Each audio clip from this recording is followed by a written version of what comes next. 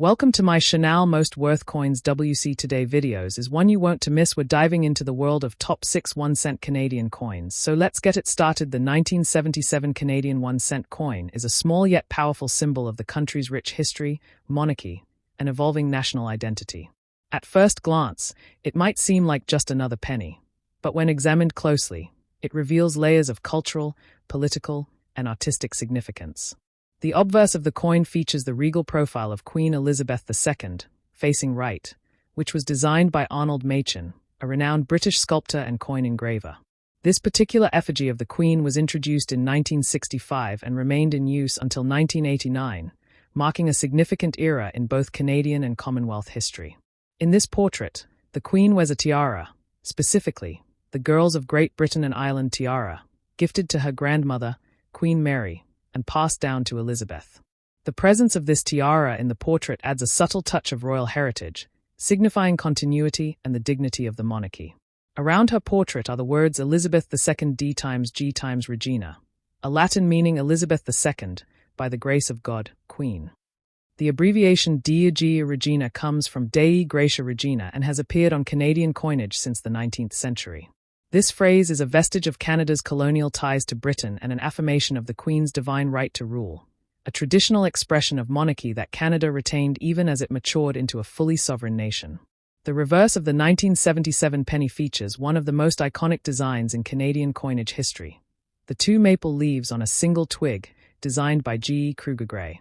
This design was first introduced in 1937 and became a symbol of Canadian unity, strength, and the natural beauty of the land. The maple leaf, long associated with Canada, had been used as a national symbol as far back as the early 18th century and was later incorporated into the national flag in 1965. On the coin, the two leaves stand prominently, bold and proud, beneath which is the word Canada and the denomination 1 cent. The year 1977 is engraved just above the country's name, denoting the year of mintage. The coin was struck by the Royal Canadian Mint, an institution founded in 1908 that has played a pivotal role in shaping Canadian currency and numismatics. The 1977 1-cent coin was struck with a composition of 98% copper, 0.5% tin, and 1.5% zinc, giving it a distinct reddish-brown color when new, which darkens with age due to oxidation. It has a diameter of 19.05 millimeters, a thickness of 1.55 millimeters, and a weight of 3.24 grams. Using the standard coin alignment with a smooth edge. In 1977, over 453 million of these coins were minted, making it a common year in terms of production, though it still holds historical interest. That year was a time of notable transition in Canada. The country was navigating political tensions, the growing push for Quebec sovereignty, and an increasing desire to assert a distinct Canadian identity separate from Britain. Yet despite these changes, the monarchy remained a visible and unifying symbol, particularly in public institutions, stamps, and currency. Coins like the 1977 cent served not only as tools of commerce but also as subtle cultural artifacts, tokens of Canada's British heritage, its bilingual and multicultural society, and its deep respect for tradition and continuity. The continued use of Latin and the Queen's image served as a link to Canada's colonial past, even as the country moved further toward constitutional independence, culminating in the 1982 patriation of the Constitution just 5 years later. From a numismatic perspective, the 1977 penny is not considered particularly rare, but it does interest collectors for several reasons. First, it represents the Machin portrait era, a favorite among collectors of Elizabeth II coinage. Second, many collectors seek to complete year sets of Canadian coins, and 1977 is a necessary piece in that puzzle. Third, while circulated coins are abundant and generally hold only face value, uncirculated or mint-state coins graded MS65 or higher can fetch modest premiums. Of particular interest are coins with minting errors, such as double strikes, off-center errors, die cracks, or planchette flaws, which can significantly boost a coin's value. These errors are relatively uncommon but are avidly hunted by enthusiasts who specialize in Canadian-era coinage. The Royal Canadian Mint is known for its quality control, but given the massive mintage of over 453 million, the occasional anomaly is inevitable. Furthermore, the coin holds educational and historical value. Teachers often use old pennies in classrooms to teach children about Canadian symbols, history, and even basic economics. Historians view these coins as cultural touchpoints that reflect Canada's gradual transition from colony to nation, from a dominion under British oversight to an independent player on the global stage. The continued presence of the Queen on Canadian coinage until her passing in 2022 also highlights the enduring, if sometimes debated, role of the monarchy in Canada's constitutional framework. For those who lived through the 1970s, the 1977 penny may spark memories of a time when cash was king, children collected pennies in jars, and the clinking sound of coins was a daily part of life. It evokes a nostalgic sense of familiarity for many Canadians who remember using pennies to buy gum, candy, or stamps.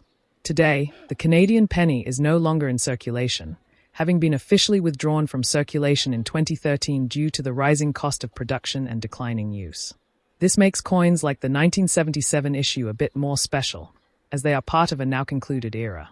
The end of the penny marked the closing of a chapter in Canadian coinage history, one that began in 1858 when the first official 1-cent coin was minted, and spanned over 150 years.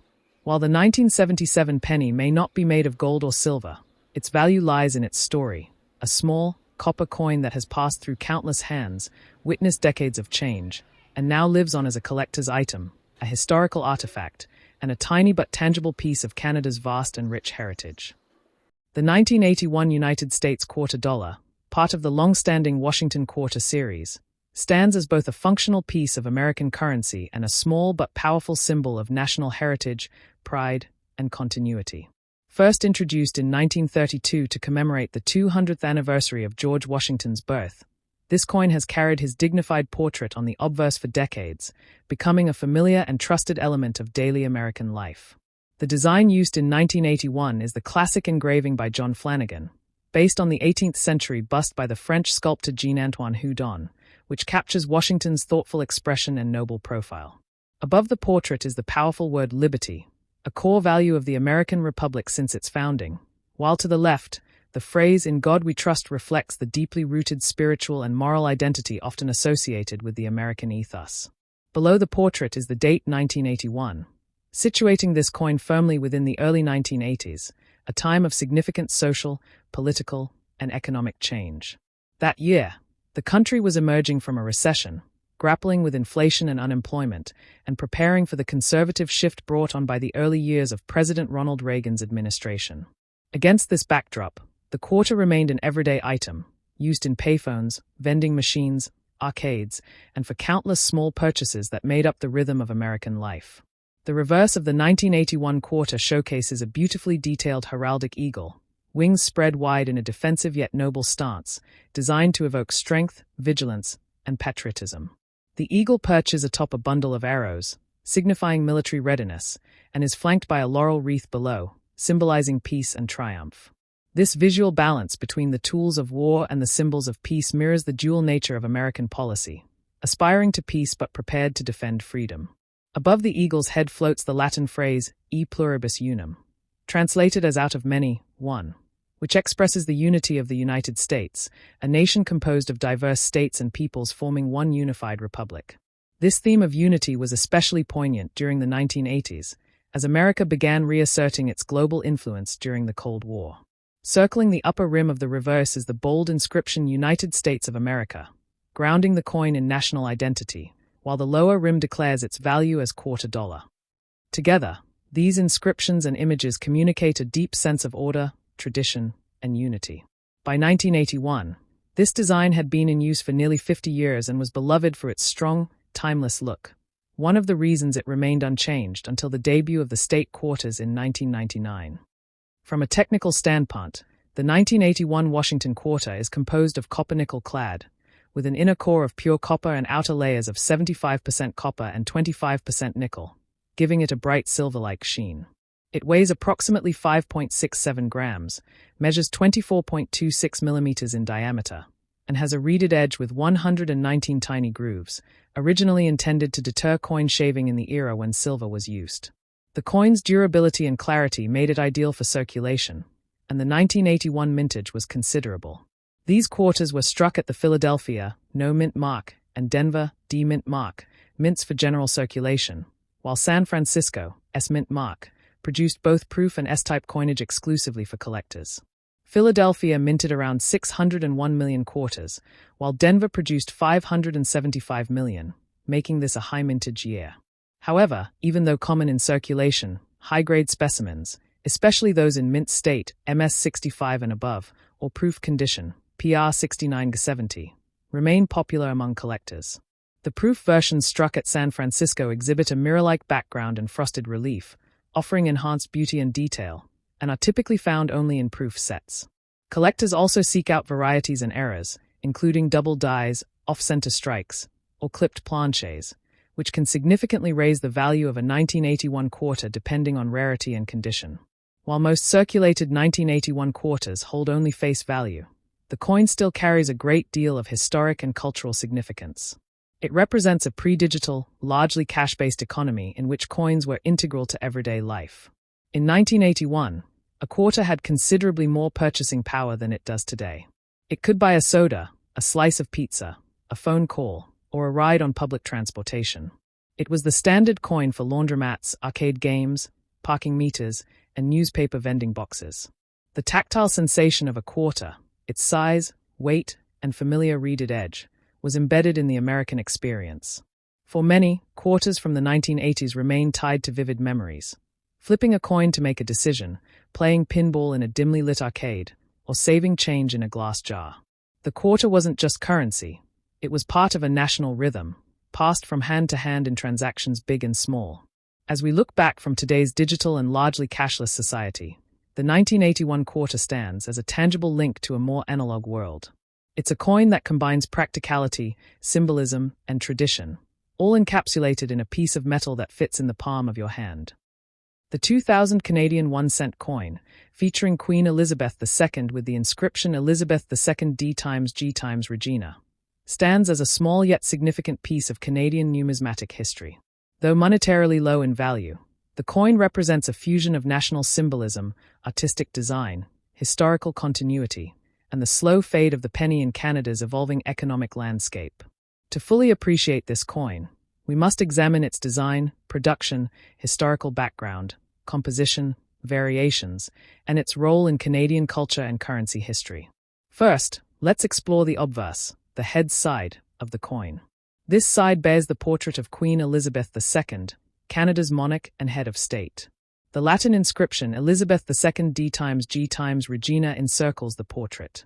This phrase stands for Elizabeth II, Dei Gratia Regina, which translates to Elizabeth II, by the grace of God, Queen. This traditional title reflects Canada's status as a constitutional monarchy within the Commonwealth realm. The portrait was created by Dora de Pedera Hunt, a Canadian sculptor and medalist of Hungarian origin. Introduced in 1990, her effigy of the Queen was a modern and dignified representation, notable for being the first Canadian-designed portrait of Elizabeth II used on Canadian coinage. Prior to this, portraits were designed by British artists. Turning to the reverse side of the coin, we see the iconic maple leaf twig, a design that has symbolized Canadian identity and pride for over 75 years. The two-leaf design, originally created by artist George Edward Kruger Gray, first appeared on the 1937 1-cent coin and has remained largely unchanged, except for minor tweaks over the years. The design features two connected maple leaves on a single stem, flanked by the coin's denomination 1 cent above and the issuing country Canada below. The date 2000 is centered at the bottom, marking its year of minting. The Royal Canadian Mint, headquartered in Winnipeg for circulation coins and Ottawa for special issues, produced an enormous number of 1-cent coins in the year 2000. Approximately 1.26 billion 1-cent coins were struck for general circulation that year, making it one of the most common Canadian pennies ever minted. These coins were primarily struck using multiply copper-plated zinc, a change that began in 2000 as part of a cost-saving initiative. Prior to that, Canadian cents were made from bronze, a mix of copper, tin, and zinc, and later from copper-plated steel. The switch to zinc as a core material reduced production costs and made the coins lighter, weighing 2.35 grams with a diameter of 19.05 millimeters and a smooth, plain edge. Collectors often seek specific variations or error coins, and while the 2001 cent coin is not known for any major mintage errors, a few minor die varieties, such as doubling on the date or lettering, have been reported. However, these are quite rare and usually only noticed under magnification. In terms of mint marks, circulation strikes from 2000 do not feature a mint mark, but special edition coins, such as proof or specimen sets, may carry the Royal Canadian Mint's distinctive mark, depending on the set and packaging. In addition to the standard circulation coin, the year 2000 also saw the production of collector editions, including proof-like sets, specimen sets, and millennium commemorative coins issued for each month of the year. These sets were often aimed at collectors and feature higher quality finishes such as frosted reliefs and mirrored backgrounds. The regular 1 cent was still included in these sets, but not in a commemorative form. The year 2000 was also notable for being just over a decade before Canada made a historic monetary decision to eliminate the penny entirely from circulation. Rising production costs and diminishing purchasing power led to the official end of the penny in 2012, with the final coin struck in May of that year. This makes the 2001 cent coin a relic of the pre-digital cash era, when physical change was still a vital part of daily life. It now represents a time when pennies clinked in every pocket, piggy bank, and cash register across the country. Beyond its economic use, the 1 cent coin played a symbolic role in Canadian culture. From the expression "a penny for your thoughts" to the common practice of saving pennies in jars or rolling them up for bank deposits, these coins were part of Canadian daily rituals. The image of the maple leaf further deepened its association with national pride and identity. The coin's simple yet elegant design made it a favorite for coin engravings, educational projects, and even art. Despite its low face value, the 2000 Canadian penny has found a second life in the world of numismatics. While circulated examples are still extremely common and only worth face value or a few cents at most, uncirculated or proof versions can fetch higher prices among collectors. These coins are graded based on their condition, ranging from about uncirculated to mint state, with the most pristine examples receiving grades like MS65 or higher. Such coins might sell for $1 to $5, while proof coins in perfect condition could be worth a little more, especially if part of a complete set. In conclusion, the 2000 Canadian 1 cent coin featuring Elizabeth II d.G. Regina may not seem remarkable at first glance, but it encapsulates a rich story of design, heritage, and transition. It reflects both the continuity of the monarchy and the changes in Canadian minting practices. For collectors, it remains a cornerstone of 21st century Canadian coinage, a symbolic piece of copper-plated history that reminds us how even the smallest denomination can carry deep cultural and historical meaning. The 2005 Canadian 1 cent coin, featuring the Elizabeth II d.G. Regina, represents not only a small denomination of Canadian currency but also a piece of Canada's cultural and economic history. The abbreviation d.G. Regina stands for Dei Gratia Regina, Latin for by the grace of God, Queen, a traditional phrase found on many Commonwealth coinages that reflects the monarch's divine right to rule. In 2005, the reigning monarch was Queen Elizabeth II, and her effigy, designed by Canadian artist Susanna Blunt, appears on the obverse front of the coin. This portrait was first introduced in 2003 and remains notable as it depicts the Queen without a crown, a departure from previous regal images and a more modern, approachable representation of Her Majesty. The reverse, back, of the 2005 Canadian 1 cent coin features the iconic maple leaf twig design, which has been a mainstay on Canadian pennies since 1937. The image was created by G. E. Kruger Gray, a British artist commissioned to help create a uniquely Canadian symbol for the country's coins during the reign of King George VI. The reverse design shows 2 maple leaves on a single twig, with sharp, intricate details that evoke the natural beauty of the Canadian landscape. The maple leaf, of course, is an enduring national emblem of Canada, and its inclusion on the penny helps reinforce a sense of identity and pride.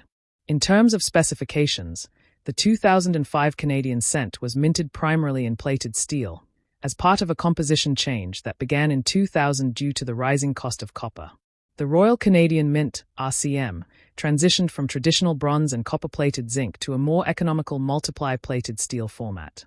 The 2005 version of the coin typically has a core of steel, with layers of copper plating on the outside, giving it a similar appearance to earlier copper coins while keeping production costs low. The coin measures 19.05 millimeters in diameter, with a thickness of 1.45 millimeters, and weighs approximately 2.35 grams.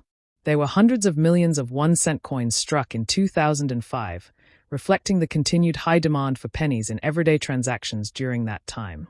The Royal Canadian Mint produced these coins at both their Winnipeg and Ottawa facilities, although most circulation coins came from Winnipeg. The mint also struck a number of proof and specimen coins for collectors, which were made using specially polished dies and high-quality blanks, resulting in sharper details and a mirror-like finish. These collectible versions were available in annual proof sets or special commemorative sets offered by the mint. One important aspect of the 2005 cent is that it comes from the final decade of the penny's circulation life in Canada. Just a few years later, in 2012, the Canadian government announced the end of the penny due to its diminishing purchasing power and rising production costs. The coin was officially withdrawn from circulation in 2013, though it remains legal tender. Because of this, coins like the 2005 cent are increasingly viewed through a nostalgic lens, representing a soon-to-be-forgotten piece of everyday life in Canada. Collectors often seek the 2005 cent in high grades, such as mint state, MS65 or higher, or in proof-like condition, especially with full red, road, luster, which indicates that the original copper surface has not toned or oxidized. While most 2005 cents in circulated condition are worth face value or slightly more, pristine examples can attract modest premiums, particularly among typeset collectors or those assembling date runs of Canadian cents. There are also known varieties and errors that attract specialist interest, including off-center strikes, die cracks, and double dies. Although no major variety for the 2005 1 cent has been confirmed as highly valuable, any significant error found on this date can still be a noteworthy find. From a numismatic and cultural perspective, the 2005 1 cent coin also serves as a marker of transition. It sits at the crossroads between old traditions and new realities. The old tradition of the monarch's image and the Latin inscription continues, while the new economic reality led to compositional changes and eventually the demise of the coin itself. The modern portrait of Queen Elizabeth II by Susanna Blunt signals a more contemporary image of monarchy in Canadian currency, while the reverse clings to the long-standing, unchanged maple leaf design that had adorned the coin for nearly 7 decades by that point. In schools and homes across Canada, the 1 cent coin had long been a tool for teaching children about money, savings, and arithmetic. Its disappearance is still felt by older generations, even though younger Canadians may grow up barely recognizing the once familiar penny. The 2005 coin, therefore, is not merely a piece of metal, but a cultural artifact, a reminder of both Canada's royal ties and its pragmatic economic choices. In conclusion, the 2005 Canadian 1 cent coin encapsulates a fascinating intersection of history, design, economy, and symbolism. While its monetary value remains low, its numismatic, historical, and emotional significance continues to resonate. For collectors, historians, and everyday Canadians alike, this small copper-colored coin tells a big story about national identity, modernization, and the inevitable evolution of currency.